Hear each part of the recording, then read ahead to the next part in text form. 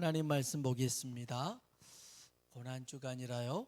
우리 요한복음 19장에서 보겠습니다. 요한복음 19장 17절로 22절에 있는 말씀인데요. 한 절씩 서로 교독하겠습니다. 제가 17절 읽겠습니다.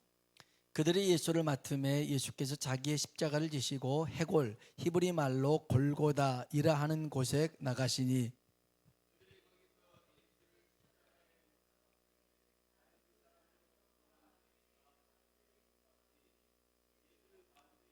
빌라도가 패를 써서 십자가 위에 붙이니 나사렛 예수 유대인의 왕이라 기록되었더라.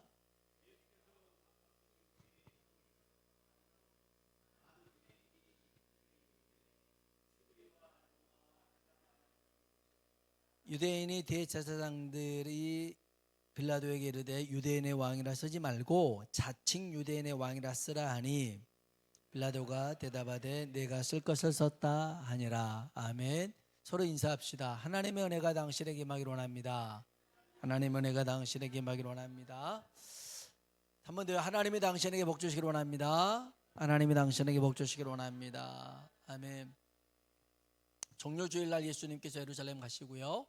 월요일날 첫째 날 맨 처음 하셨던 것은 성전에 들어가셔서 성전에서 장사치들을 쫓아내셨죠. 그 다음에 화요일날 무화과 나무 잎은 무성한데 열매 없는 나무를 저주하셨던 걸 봤습니다. 오늘은요 크게 드러내놓고 한 날은 아닙니다. 잠잠한데 여기 사랑과 배신이 교차한 날이 오늘입니다. 한 여인이 가장 귀한 향유를 예수님 머리에 부은 날, 그리고 한 제자가 은 30에 예수님 팔기로 마음을 정한 날, 그리 오늘입니다. 예수님께서요 베다니 나병 환자 시몬의 집에 머물고 있을 때였습니다. 한 여인이 향유 옥합을 가지고 나오죠. 매우 비싼 향유입니다. 300데나리온 됩니다. 1년치 노동자의 임금입니다. 큰 돈이죠. 큰 돈이죠. 예수님께 그 옥합을 부어서 머리에 발라드리죠. 그 모습을 보고 많은 사람들이 왜 이런 낭비를 하느냐 수군거렸어요. 근데 예수님은 이렇게 말씀하셨죠. 마가복음 14장 8절입니다. 읽어볼까요? 그는 힘을 다하여 내 몸에 향유를 부어 내 장례를 미리 준비하였느니라. 아멘. 나의 뭘 준비했다고요? 내 장례를 미리 준비했더라는 것입니다. 그러니까 주님은 이 여인의 행동이 십자가 죽음을 준비한 일이었고 자기를 사랑해서 드린 손길임을 알았죠. 이 여인의 사랑은 계산하지 않는 손길이었어요. 자기의 전부를 드리는 헌신의 향기로 퍼진 줄로 믿습니다. 자, 그런데 같은 공간에 있었습니다. 가룟 유다의 마음에는 이 여인의 행동이 낭비하는 것이고 허비하는 것이고 헛짓거리처럼 생각이 됐습니다. 그 향유를 팔아서 가난한 사람들에게 주는 것이 좋겠다라고 생각을 했습니다. 그런데 사도 요한이 이 가룟 유다의 마음을 꿰뚫고 있었어요. 그는 가난한 자를 생각하는 것이 아니라 돈깨를 맡고 있어서 회계 담당이었습니다. 뒷돈을 챙기는 도둑이라고 사도 요한은 설명을 합니다. 그래서 주님이 여인을 칭찬하는 말씀이 끝나자마자 그는 대제사장들에게 가서 예수를 팔아넘기기로 작정합니다. 그러니까 마가복음 14장 8절 9절에 이 여인에 대해서 말씀을 딱 하니까 끝나자마자 10절 11절 볼까요? 같이 한번 읽어봅시다. 12 중에 하나인 가룟 유다가 예수를 넘겨주려고 대제사장들에게 가매 그들이 듣고 기뻐하여 돈을 주기로 약속하니 유다가 예수를 어떻게 넘겨줄까 하고 그 기회를 찾더라. 아멘. 아멘. 여러분, 가룟 유다는요 예수님의 기적과 말씀을 가장 가까이에서 봤던 사람입니다. 그분의 사랑을 수년간 경험했던 제자입니다. 그런 그가 왜 예수를 팔기로 작정했을까요? 예수님의 구원 방식이 자기에게 마음에 안 들었어요. 예수님이 그렇게 죽고 막 나약한 모습으로 구원을 주신다 마음에 안 들었어요. 또한 예수님을 3년 반 동안 따라다녔잖아요. 그런데 예수가 죽는데요, 그러면 자기는 아무것도 없잖아요. 금전적 보상을 받을 수가 없잖아요. 그래서 하나님의 뜻보다 자신의 셈법을 따진 사람이 누구냐? 가룟 유다였어요.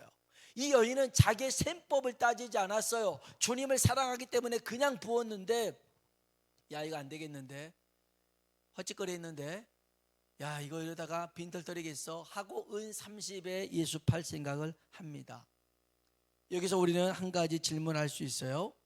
헌신과 배신 가운데 지금 여인은 헌신하고 가룟 유다는 배신했잖아요. 그럼 나는 어디쯤에 서 있을까? 나는 헌신의 자리에 서 있는지 배신의 자리에 서 있는지, 이게 이 경계가요 굉장히 가까워요. 그래서 어느 때는 배신으로 갈 수도 있고 어느 때는 헌신으로 갈 수도 있어요. 그러니까 이 수요일날, 고난주간 이 수요일날은 헌신과 배신이 동시에 일어났는데, 이 여인은 예수님의 장례를 준비했고 가룟 유다 제자는 예수님의 죽음을 거래했던 사람입니다. 둘 다 예수님의 죽음을 앞두고 있었지만요, 한 사람은 사랑으로, 한 사람은 손익계산으로 그 사건을 대하고 있었더라는 것입니다. 여러분, 우리의 믿음도 우리가 흔들릴 때도 별반 다를 게 없어요. 헌신과 손익계산 사이에서 늘 흔들립니다. 주님을 위해서 전부를 드리려고 할 때 사탄이 속삭입니다. 아니야, 그 정도로도 충분해. 뭘 더 하려고 그래? 네 지금 가진 형편에서, 네 가진 것 중에서 많이 한 거잖아. 안 해도 돼. 이렇게 속삭입니다. 그런 사람이 아나니아 삽비라였어요. 사람들이 보니까 자기의 재산을 다 팔아서 사도들의 발 앞에 두니 사람들이 막 칭찬하기 시작한 거예요. 나도 하나님 앞에 전부 다 드리겠습니다. 서운을 했어요. 그래가지고 있는 거 다 정리했더니 제법 많아요. 이렇게 많은 줄 몰랐어요. 그래서 억 단위가 되는 거예요. 이거 봐라, 이거 옥소리 나게 생겼네. 이거 다 드리면 어떻게 생기지? 옥소리가 곡소리가 될 것 같고. 그래서 자기 부인 삽비라랑 같이 어떻게 이거 다 해 말해 이렇게 하다가 이 아나니아가 그 중에 일부를 감췄어요. 그리고 나머지를 전부인 것처럼 드렸어요. 아까운 마음을 생긴 거죠. 누가 속삭였겠어요? 마귀라는 사람이 속삭였겠죠. 야야야야, 다른 사람은 전부 드린 것보다 네가 드린 일부가 더 많아. 얼마나, 너 어떻게 살라고 그래? 이런 생각이 했어요. 베드로가 성령이 충만해서 물어보잖아요. 이게 전부냐? 전부입니다. 야야, 네가 왜 하나님의 성령을 속이냐? 가지고 있을 때는 네 거였지만 하나님 앞에 드리려고 했으면 하나님 것 아니냐? 그러면서 그 말 끝나자마자 아나니아가 죽어요. 그래서 예루살렘에서 죽었을 때는 몇 시간 안에 장례를 치러야 되니까 장례 치르고 오는데 그때 삽비라가 온 거예요. 베드로가 물어봐요. 남편 죽은지도 몰랐는데 아까 네 남편 아나니아가 하나님 앞에 드린 게 있는데 그게 전부냐? 전부예요. 저도 본 것 같은데 전부더라고요. 그래요. 야, 저기 발걸음 보지? 네 남편 하나님 성령을 속여서 일부를 드리고 전부라고 해서 죽어서 묻고 온다. 너도 그렇게 될 것이다 하고 삽비라가 죽어요. 헌금 내다가 죽은 부부는 이 부부밖에 없어요. 이 부부밖에 없어요. 하나님이 헌금이 중요한 게 아니잖아요. 뭘 보시는 거예요? 하나님의 중심을 보시는데 자꾸만 사탄이 그 헌신과 계산 사이에서 막 흔들리게 하더라는 거예요. 주님이 오늘 우리에게 하신 말씀이 있어요. 따라합시다. 이 여인은 힘을 다해 나를 사랑했다. 아멘. 향유를 부었던 여인을 두고 이 여인은 힘을 다했다는 거예요. 여러분, 우리가 하나님 사랑하는 방법이 있잖아요. 너희는 마음을 다하고 뜻을 다하고 목숨을 다하여 힘을 다해서 하나님 사랑하는 것입니다. 오늘 저와 여러분이 하나님 사랑하는 우리 모두가 되길 주의 이름으로 축복합니다. 오늘 본문에 보면요, 예수님이 골고다 언덕 위에 이렇게 십자가에 매달렸습니다. 근데 예수님이 가운데 매달렸고요, 오른쪽 왼쪽에도 십자가가 세워졌습니다. 두 강도가 세워졌습니다. 우리 한번 성경 볼까요? 요한복음 19장 17절 18절입니다. 읽어봅시다. 그들이 예수를 맡음에 예수께서 자기의 십자가를 지시고 해골 히브리 말로 골고다이라 하는 곳에 나아가시니 그들이 거기서 예수를 십자가에 못 박을세 다른 두 사람도 그와 함께 좌우편에 못 박으니 예수는 가운데 있더라. 아멘. 예수는 가운데 있더라. 여러분, 십자가형은요, 고대 로마에서 사용된 처형 방법이었죠. 주로 반란, 이 반역하는 사람들, 노예, 이런 사람들을 십자가에 처리했고요. 로마 시민은 이 십자가형을 절대 하지 않았습니다. 그래서 바울은 로마 시민이잖아요.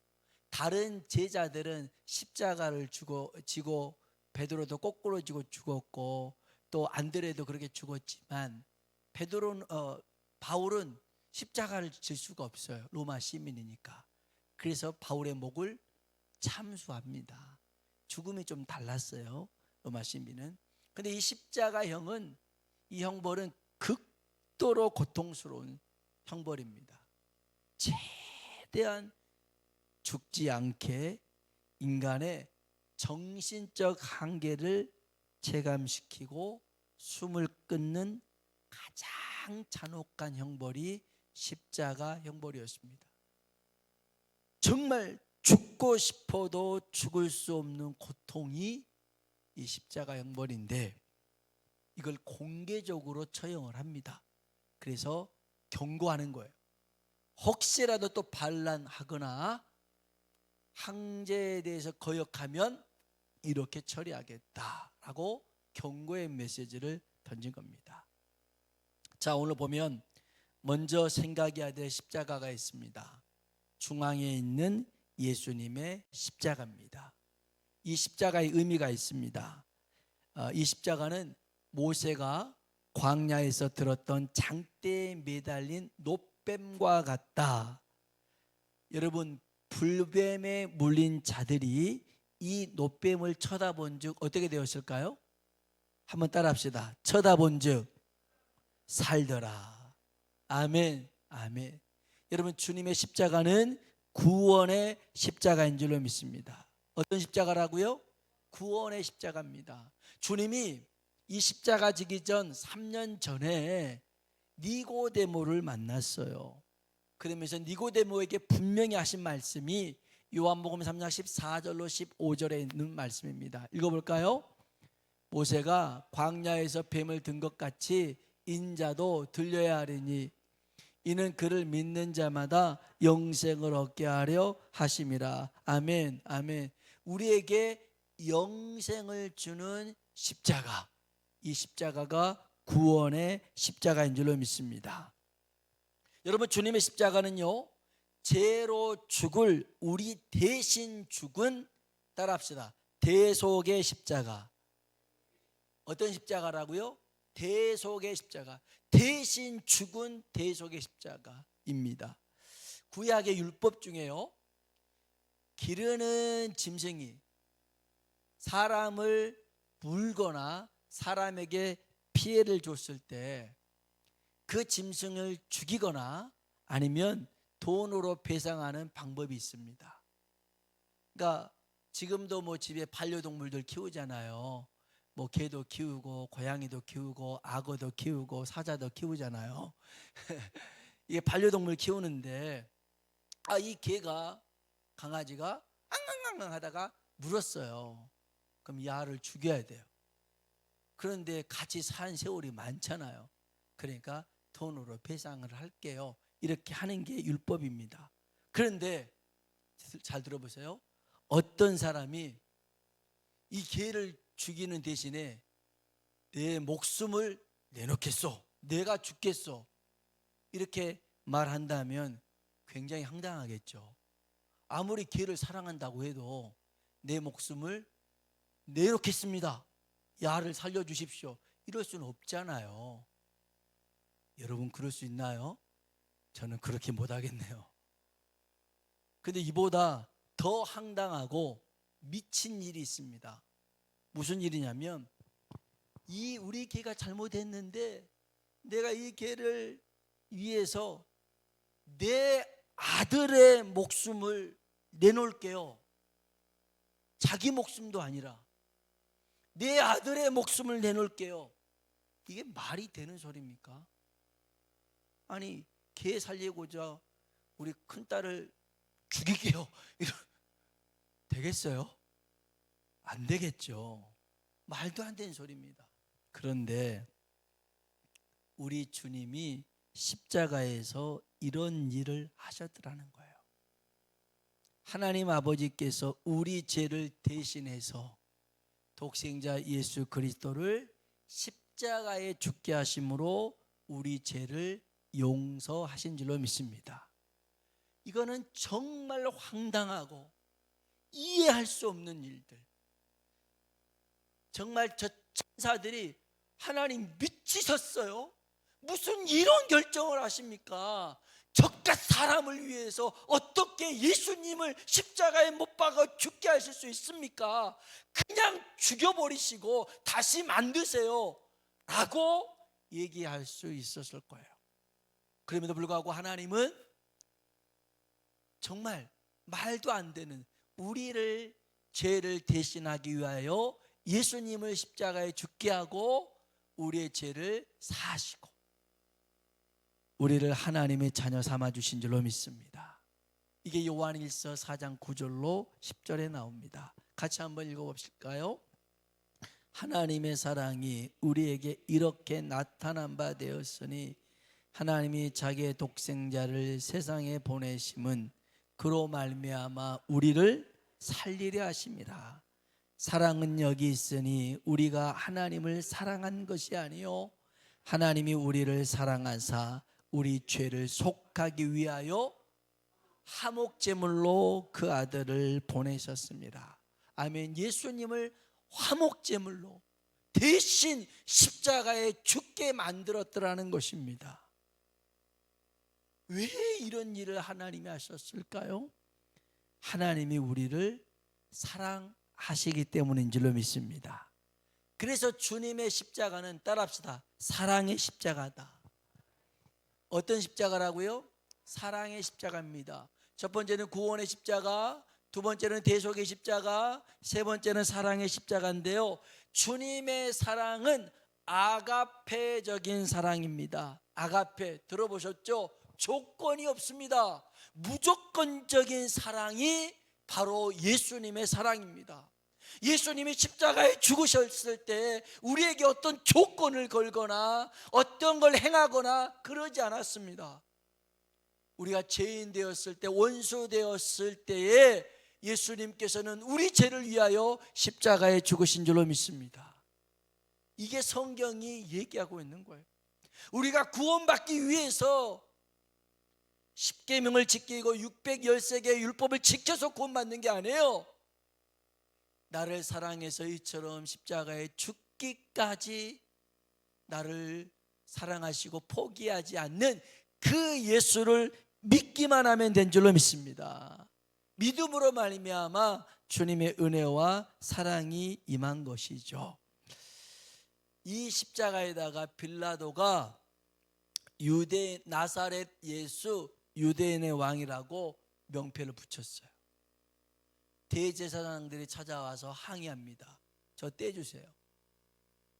아니면 자칭, 앞에다가 자칭 나사렛 유대인의 왕이라고 써주세요. 그럽니다. 빌라도가 고치지 않아요. 왕의 명패를 그대로 둡니다.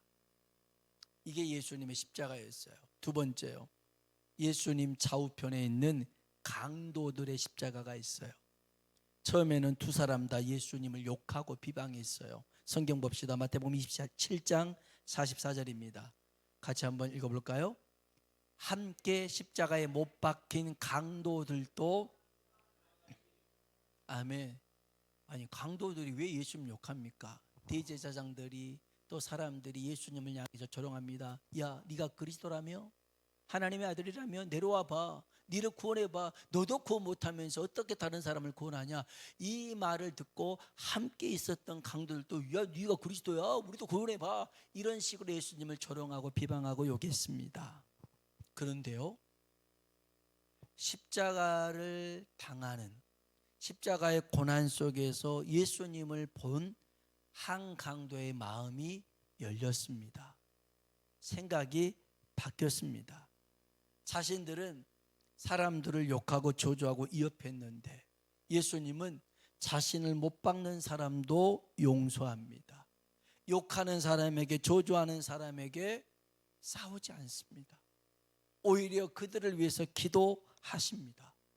주님에 대한 태도 때문에, 고난에 임하는 자세 때문에 이 강도가 왕이라는 명패를 보고 주님을 이렇게 고백합니다. 누가복음 23장 42절입니다. 읽어볼까요? 이르되 예수여 당신의 나라에 임하실 때 나를 기억하소서 하니. 아멘. 예수여 당신의 나라에 임하실 때, 당신이 왕 아닙니까? 나를 기억해 주세요. 주님은 그를 향하여 이렇게 말씀합니다. 누가복음 23장 43절입니다. 읽어볼까요?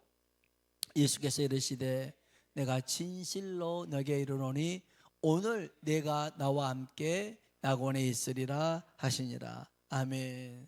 아멘. 오늘 내가 함께 나와 함께 낙원에 있으리라. 천국 간다는 겁니다. 그러나 다른 강도는 계속해서 예수님을 욕합니다. 비난합니다. 조롱합니다. 주님이 죽으셨습니다. 두 강도도 죽었습니다. 분명한 사실은 한 강도는 구원받았고 다른 한 강도는 구원받지 못했다는 겁니다. 결론 말씀입니다. 잘 들으세요. 똑같은 장소에 있었습니다. 똑같은 시간에 있었습니다. 그러나 한 강도는 구원의 기회를 붙잡았지만 다른 강도는 놓치고 말았더라는 겁니다. 여러분, 강도라서 지옥 가는 게 아니었습니다. 회개할 수 있는 기회를 놓쳤기 때문에 지옥 가는 것이고, 그 기회를 붙잡았던 이는 천국에 들어간 줄로 믿습니다. 마치 헌신과 배신이 한 장소에서 일어나듯 천국과 지옥의 기회가 한 장소에서 주어졌습니다. 여러분, 구원은 생명의 주 되신 예수님을 바라볼 때 주어지는 줄로 믿습니다. 내가 죄인임을 인정하고 회개하는 자에게 구원이 임하는 것입니다. 이 구원의 기회를 놓치지 않는 자에게 주어지는 게 뭐냐? 은혜입니다. 여러분, 오늘 이 시간 하나님의 은혜를 구해서 정말 천국의 확신만이 아니라 또 이 여인처럼 힘을 다해 나를 사랑했다 말씀 들을 수 있는 저와 여러분 되길 주의 이름으로 축원합니다. 우리 찬송가 520